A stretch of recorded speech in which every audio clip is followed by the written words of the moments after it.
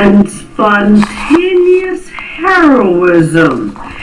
When Clay Duke leveled his handgun directly at the Panama City, Florida school board yesterday, he allowed Ginger Littleton, the only female board member, to leave the room.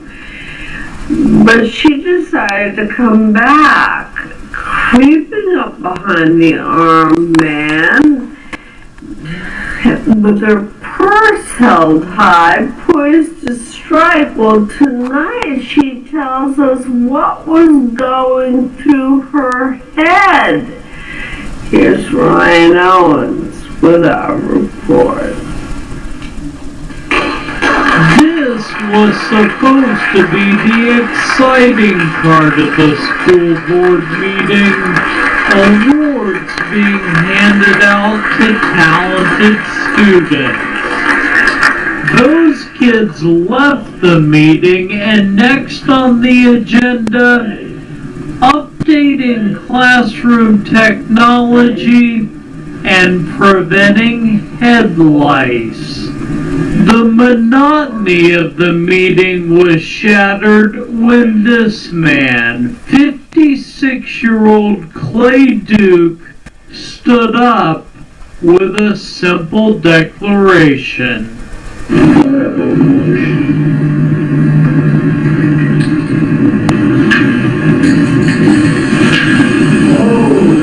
With that, he walked to the wall and spray painted a red V, the symbol for vendetta.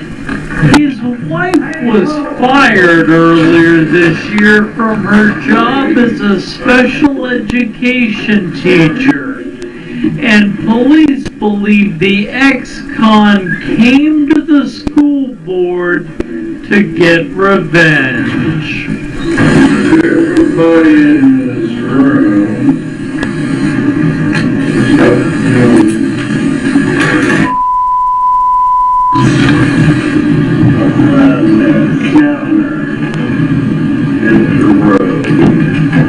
Most people took his advice and left, including the board's only female member, Ginger Littleton, but she couldn't stay gone for long.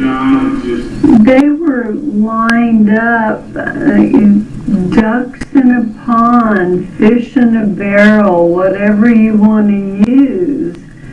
They were sitting there. He's a tall man. He was standing there over them. And it was a matter of, 1, 2, 3, 4, 5. And they were gone. I mean, it was point blank. So Ginger snuck back into the room, and this time she too was armed with her purse.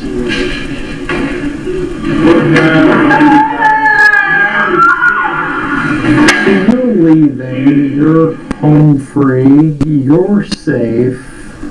Why make the decision to turn back around? Once I go, there's nobody in there watching these guys' backs. There was nobody. And so I turned around at that point and saw that he had come up onto the dais, and his back was facing me. And at that point I thought, there might be something I could do to buy some time for our guy to get there. So what'd you do? Well, I took my handy dandy purse, which every woman has, and it was relatively well stocked, and so I walked up behind him and in my best Olympic style whacked him on the hand trying to get him to drop the gun. It didn't work, so at that moment, are you thinking, boy, this was a really bad decision? I knew that my plan A had failed and I didn't have a plan B.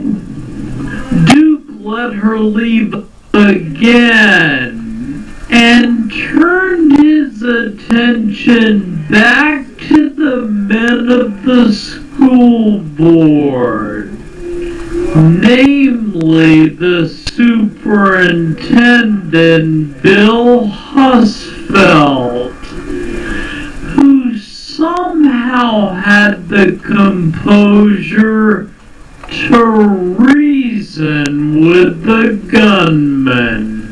Here's what I don't want to happen.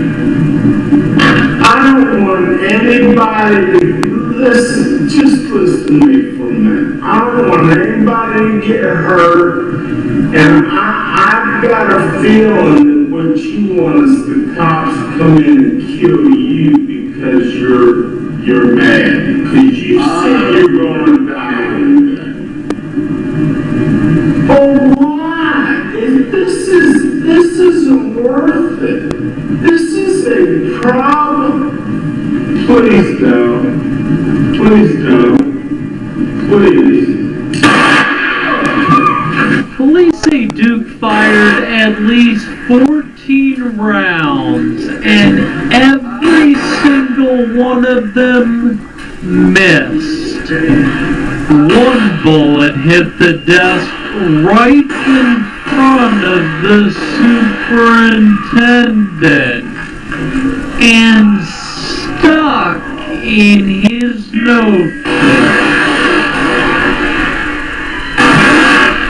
Well, I found out today that the bullet lodged in my door book. It's about that thick. And, the good Lord put that board book right there to save my life, because I wouldn't be sitting here right now. Ann Husfeld believes the quick thinking of school security officer Mike Jones. He fired on the suspect, at which point Duke turned the gun on himself.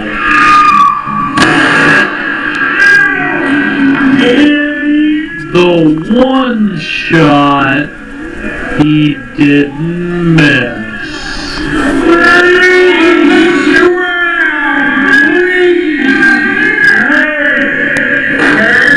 On Duke's body, officers found evidence the gunman was hoping to do far more damage. What he was carrying was a Smith & Wesson 9mm high capacity. I believe it had a capability of 12 rounds. He had an extra magazine that